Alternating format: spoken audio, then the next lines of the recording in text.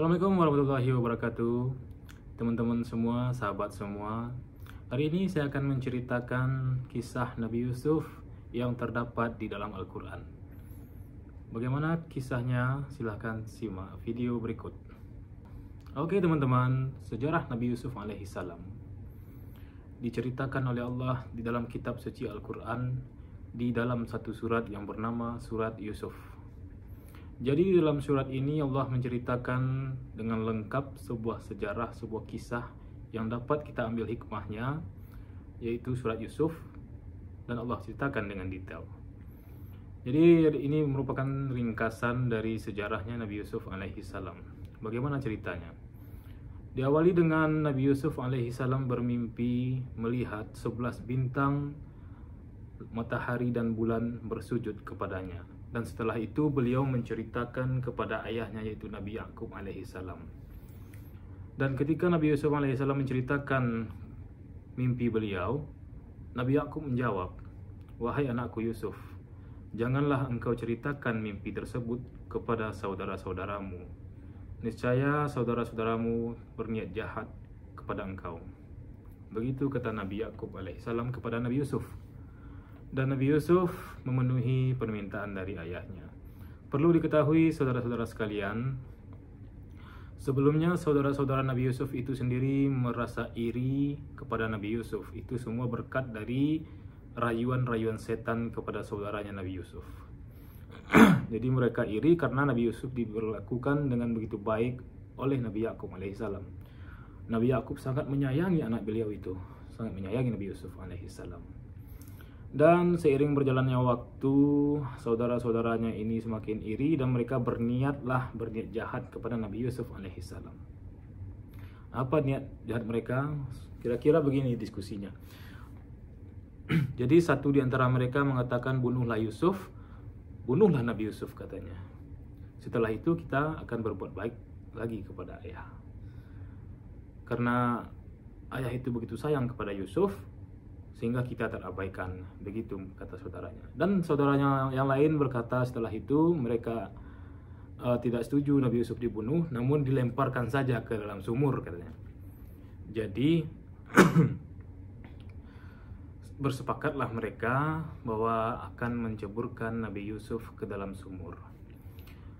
Dan keesokan harinya mereka menemui ayahnya dan akan mengajak Nabi Yusuf untuk pergi bermain bersama saudara-saudaranya itu.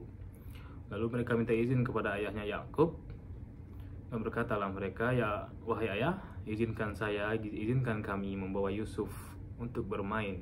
Niscaya kami akan menjaganya wahai ayah. Kami berjanji kepada engkau."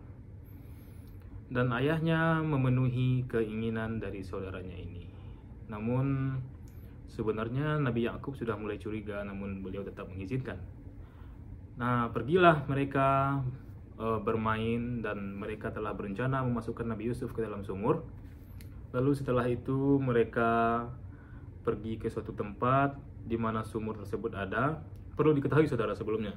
Jadi sebelum mereka memiliki niat untuk memasukkan ke sumur, awalnya kan mereka mau membunuh. Namun nggak jadi karena di dalam Al-Quran itu diceritakan, lemparkan saja dia ke dalam sumur, nanti akan ada musafir yang lewat mengambil dan mengadopsi anak tersebut. Begitu kata mereka. Oke, kita lanjutkan. Jadi ketika sampai di sumur tersebut, Nabi Yusuf diceburkan ke dalam. Sebelum diceburkan, bajunya dilucuti terlebih dahulu dan diletakkan di tempat yang lain. Lalu mereka membunuh atau mengambil hewan dan darahnya dilumuri ke baju Nabi Yusuf tersebut. Lalu saudara-saudara sekalian, perlu diketahui sebelumnya Nabi Yakub ketika mengizinkan saudara-saudaranya pergi, Nabi Yakub telah mengatakan hati-hati menjaga adik, nanti dia diterkam serigala. Nah, bahasa seperti itulah yang diikuti oleh saudara-saudaranya. Mereka berdiskusi, mereka bersandiwara, berdrama untuk mengatakan bahwa Nabi Yusuf nantinya dibunuh oleh serigala. Jadi setelah itu mereka pulang sore harinya dan mereka bersandiwara, berdrama dan bercerita kepada Nabi Yakub alaihissalam bahwa mereka tidak berhasil menjaga Yusuf. Mereka bersandiwara, mereka mengatakan Nabi Yusuf mereka tinggalkan di suatu tempat, lalu mereka berlomba-lomba berlari-lari keluar, sehingga mereka tidak lengah terhadap Nabi Yusuf, dan Nabi Yusuf waktu itu dibunuh oleh serigala, begitu kata mereka. Dan setelah itu Nabi Yakub mengalami kesedihan yang luar biasa, tidak sanggup melihat anak kesayangannya diterkam oleh serigala. Mereka meyakinkan Nabi Yakub itu dengan baju yang telah dilumbui darah tadi. Dan Nabi Yakub melihat, namun Nabi Yakub tetap merasa ragu dan kecewa kepada saudara-saudaranya Nabi Yusuf alaihissalam.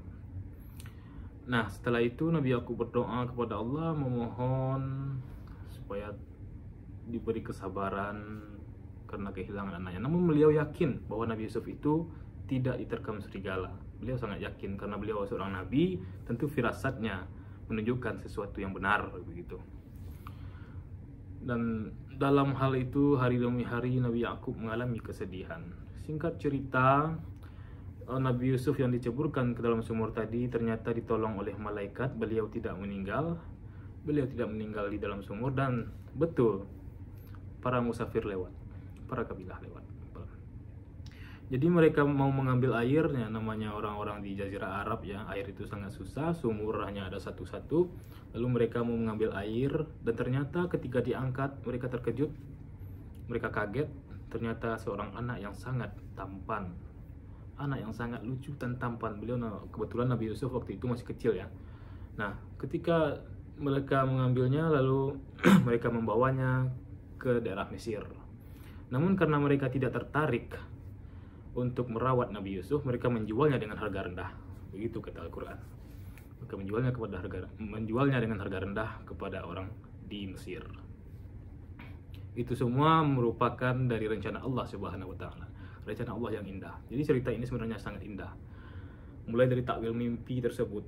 Nabi Yusuf sendiri perlu diketahui, beliau dianugerahi ilmu menakwilkan mimpi oleh Allah Subhanahu wa taala. Beliau memiliki ilmu yang luas dan juga diberi oleh Allah mukjizat bisa menakwilkan mimpi. Oke, kita lanjutkan yang tadi.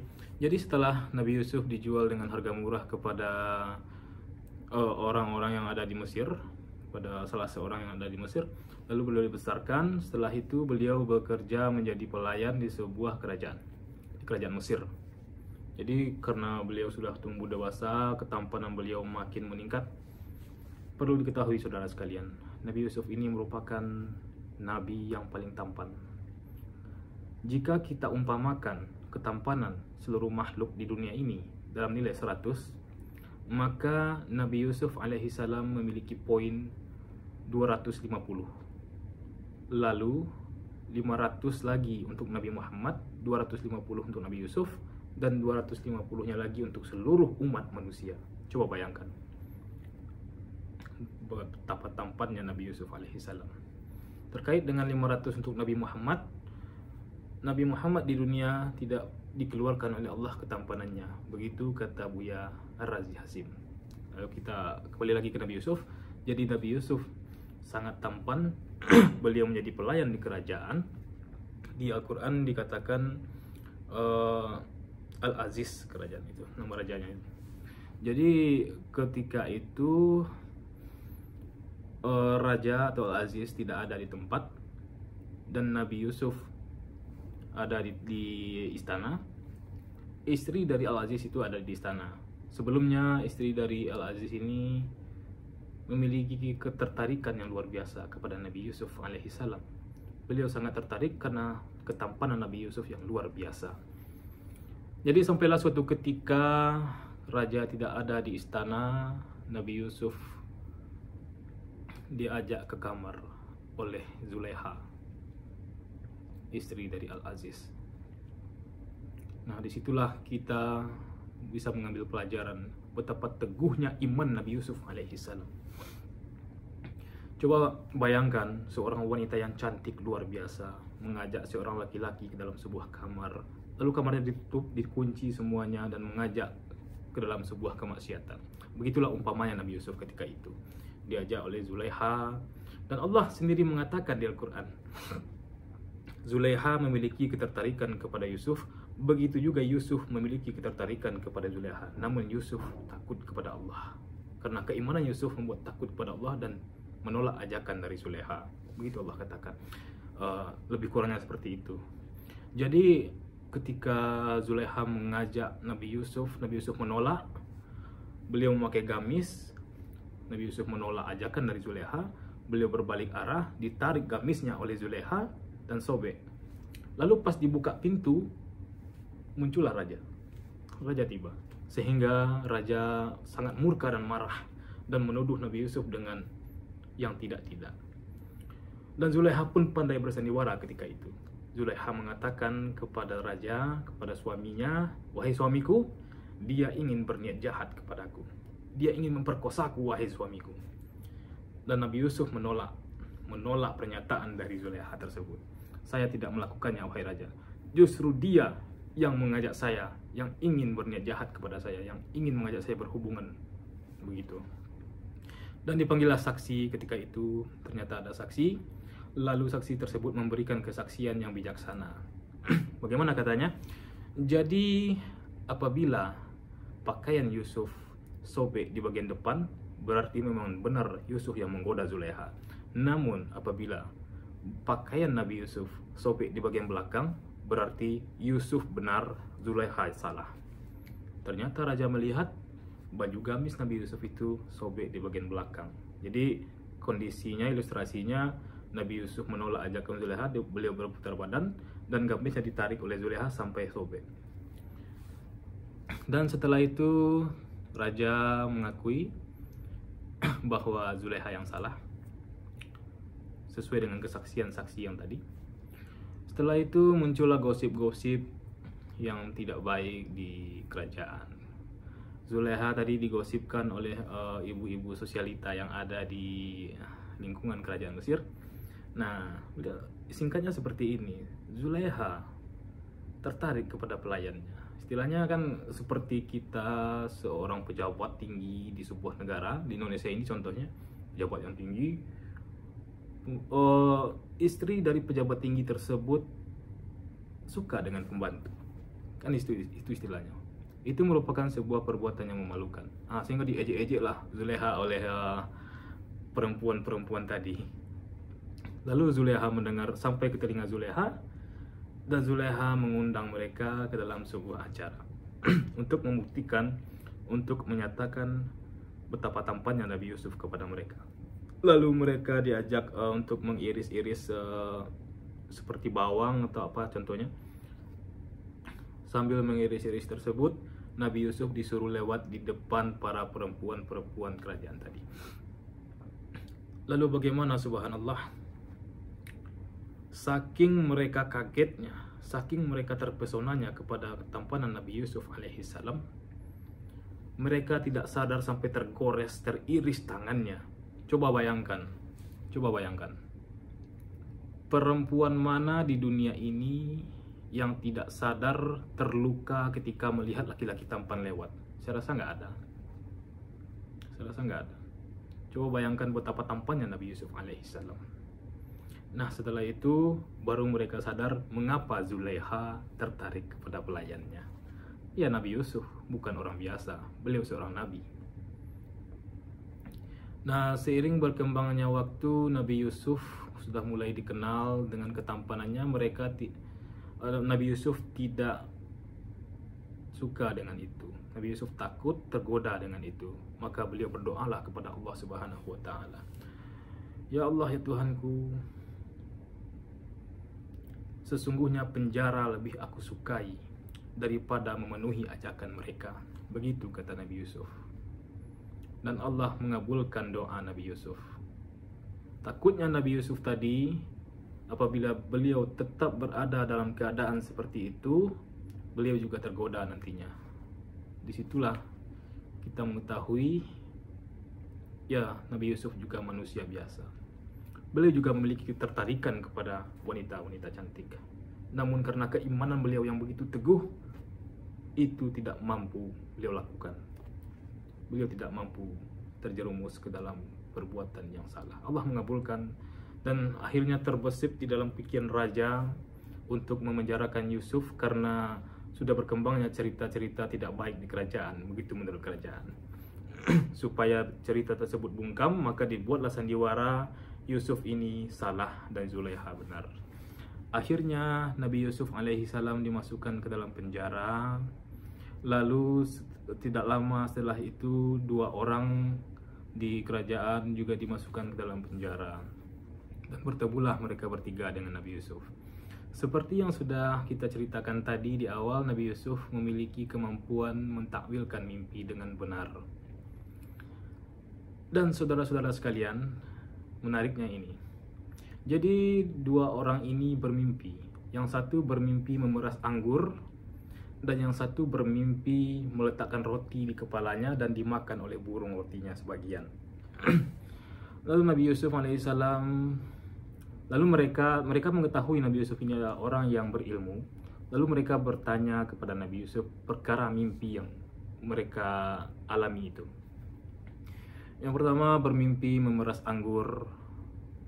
Lalu Nabi Yusuf mentakwilkannya bahwa Anda nantinya akan dikeluarkan dari penjara, lalu Anda akan menyediakan khamar, akan menjadi pelayan khamar untuk raja. Dan yang satunya lagi, Nabi Yusuf mengatakan bahwa orang tersebut nantinya akan dihukum mati, disalib, lalu kepalanya dimakan sebagian oleh burung. Itulah takwil dari mimpinya.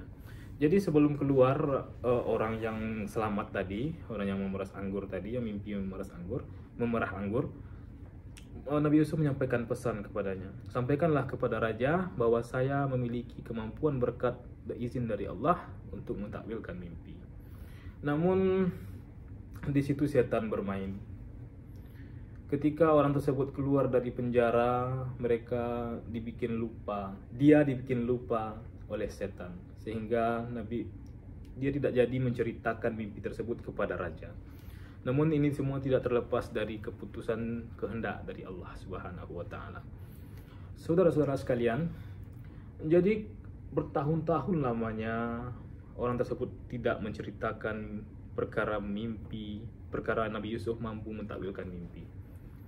Jadi sampai suatu ketika, ini sudah bertahun-tahun ya lamanya, dan dalam bertahun-tahun lamanya Nabi Yusuf tumbuh dewasa. Dari kecil beliau sudah dilemparkan ke dalam sumur oleh kerajaan, sudah berapa tahun lamanya nggak tahu. Bahkan selama itu pula Nabi Yakub alaihissalam masih berdoa dan masih meyakini Nabi Yusuf masih hidup.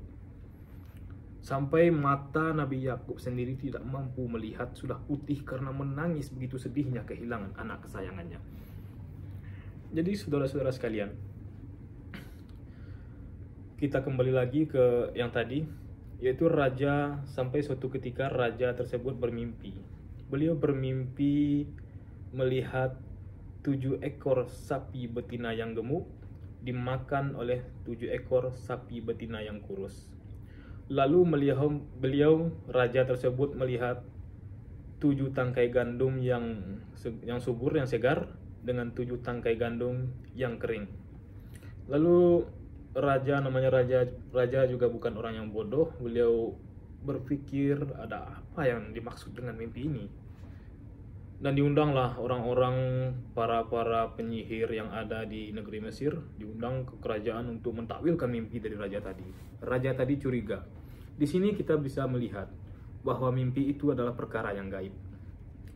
Mimpi itu ada yang datangnya dari Allah, ada yang datangnya dari setan, ada yang datangnya dari iblis, dan ada yang bunga-bunga tidur.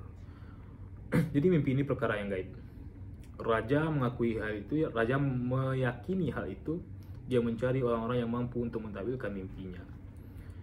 Jadi saudara sekalian, tidak ada satupun orang yang diundangnya tersebut mampu mentakwilkan mimpi dari raja itu. Mereka hanya mengatakan itu hanyalah bunga-bunga tidur. Namun raja tersebut tidak percaya.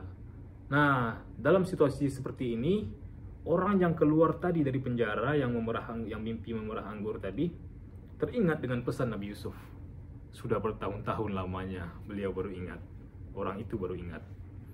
Dan menceritakanlah kepada raja. Jadi ada seorang yang di dalam penjara, yaitu Yusuf. Dia mampu mentakwilkan mimpi, wahai raja. Bagaimana orang tersebut minta pendapat kepada raja. Bagaimana wahai raja, apakah saya akan saya panggilkan Yusuf untuk mentakwilkan mimpi dari raja tersebut? Sang raja mengiyakan, sang raja membolehkan. Sehingga Yusuf diundanglah untuk menemui raja. Dan Nabi Yusuf alaihissalam dengan izin Allah, berkat izin Allah, mentakwilkan mimpi dari raja tersebut. Jadi bagaimana takwilnya? Yaitu akan datang Nabi Yusuf menyuruh rakyat kerajaan untuk menanam gandum selama 7 tahun, namun hasilnya jangan diambil semuanya. Hasilnya disisihkan sebagian untuk bekal 7 tahun lagi. Setelah itu kita akan mengalami masa paceklik, sehingga mengapa tidak dihabiskan, itu untuk cadangan 7 tahun ke depan lagi. Begitu takwil mimpi dari Nabi Yusuf alaihissalam.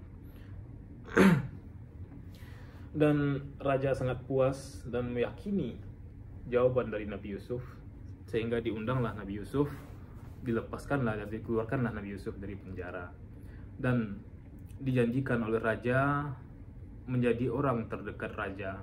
Lalu Nabi Yusuf alaihissalam meminta kepada raja, wahai raja, jadikanlah saya sebagai bendaharawan negeri Mesir, karena saya dengan izin Allah memiliki ilmu, memiliki kemampuan. Lalu raja menyetujui permintaan dari Nabi Yusuf. Akhirnya Nabi Yusuf dijadikanlah seorang bendaharawan di negeri Mesir. Begitu indah saudara sekalian ceritanya. Jadi mulai dari Nabi Yusuf susah, dilempar ke sumur, jadi pelayan, masuk penjara, akhirnya beliau diangkat derajatnya oleh Allah Subhanahu wa taala menjadi orang yang berpengaruh di negeri Mesir. Lalu Nabi Yusuf mengelola pasokan dari kerajaan. Jadi takwil mimpi Nabi Yusuf tadi disetujui oleh raja, sehingga rakyat kerajaan disuruh menanam gandum, lalu sebagian hasilnya disisihkan. Sebagian hasilnya disisihkan untuk keperluan 7 tahun lagi. Jadi seiring berkembangnya zaman, sampailah pada suatu ketika saudaranya Yusuf tadi sampai ke negeri Mesir. Mereka ingin meminta bantuan kepada kerajaan, minta sedekah kepada kerajaan untuk diberi perbekalan. Nabi Yusuf mengenali saudaranya itu, namun saudaranya tidak mengenali lagi Nabi Yusuf. Lalu dia dipertemukan dengan Yusuf, dan Nabi Yusuf menyuruh saudaranya tadi untuk kembali pulang, lalu membawa saudaranya yang tidak seibu namun seayah dengannya. Yang dimaksud oleh Nabi Yusuf itu adalah Bunyamin. Itu adalah saudara kesayangan Nabi Yusuf, dan juga kesayangan setelah Yusuf oleh Nabi Yakub alaihissalam. Lalu, jika engkau tidak memenuhi perintahku, kata Nabi Yusuf, engkau tidak akan mendapat bekal lagi setelah ini. Jadi saudaranya tadi diancam oleh Nabi Yusuf, diancam agar nantinya kalau tidak dibawa Bunyamin ke sini, tidak akan diberi bekal lagi. Jadi kelanjutannya bagaimana saudara? Akhirnya saudaranya tadi menyetujui dan mematuhi perintah Nabi Yusuf dan kembali ke rumahnya. Lalu dia menemui ayahnya. Wahai ayah, ini adalah perintah dari bendaharawan Mesir. Saya disuruh membawa Bunyamin ke kerajaan. Lalu ayah Nabi Yusuf alaihissalam, itu Nabi Yakub, beliau tidak mengizinkan. Kenapa beliau tidak mengizinkan? Bagaimana saya mempercayai engkau? Sementara ketika waktu Yusuf, saya beri percaya kepada engkau menyanyiakan kepercayaan itu. Lalu dengan begitu yakinnya, dan akhirnya Nabi Yakub alaihissalam menyuruh saudara Yusuf tadi itu bersumpah di hadapan Allah agar menjaga Bunyamin kecuali dikepung oleh musuh. Begitu kata Nabi Yakub alaihissalam. Jadi bersumpahlah saudaranya ini, dan akhirnya mereka disuruh pergi ke istana, pergi ke Mesir, dan diperintahkan oleh Nabi Yakub alaihissalam, masuklah engkau dari beberapa pintu gerbang, janganlah engkau masuk dari satu pintu gerbang. Nah, saudaranya ini mengiyakan dan menyetujui, lalu mematuhi perintah Nabi Yusuf. Sampailah mereka ke kerajaan, lalu mereka masuk dari beberapa pintu kerajaan, namun ini semua merupakan rencana dari Allah, rencana indah dari Allah Subhanahu wa taala. Nabi Yusuf sudah memasukkan perbekalan ke dalam karung, namun beliau memasukkan sebuah piala kerajaan ke dalam karung tersebut. Tidak tahu apa gunanya, tapi nanti akan diceritakan sampai ke situ. Nah, setelah itu diberilah perbekalan tadi, karung-karung tadi semua kepada saudara-saudaranya Nabi Yusuf alaihissalam. Dan karung yang berisi piala kerajaan tadi diberikan kepada saudaranya Bunyamin. Lalu Bunyamin, kalau nggak salah Bunyamin, kepada saudara Bunyamin. Lalu setelah itu ada orang-orang kerajaan yang mengatakan bahwa mereka ini pencuri, kafilah ini pencuri, katanya. Lalu ini merupakan salah satu rencana dari Allah Subhanahu wa taala.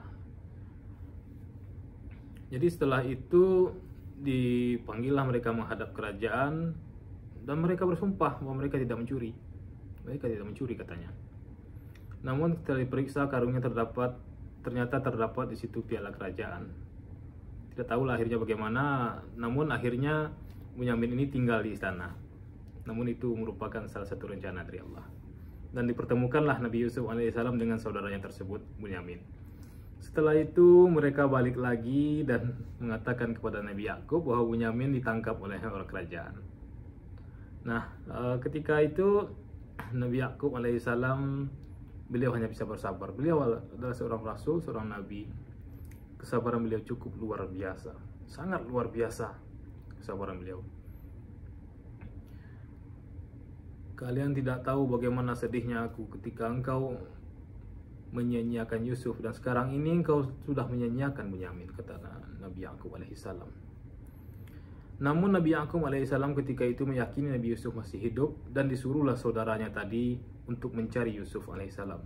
Ternyata saudaranya tadi mengakui kesalahannya kepada Nabi Yusuf, bahwa mereka benar melempar Nabi Yusuf ke dalam sumur ketika itu.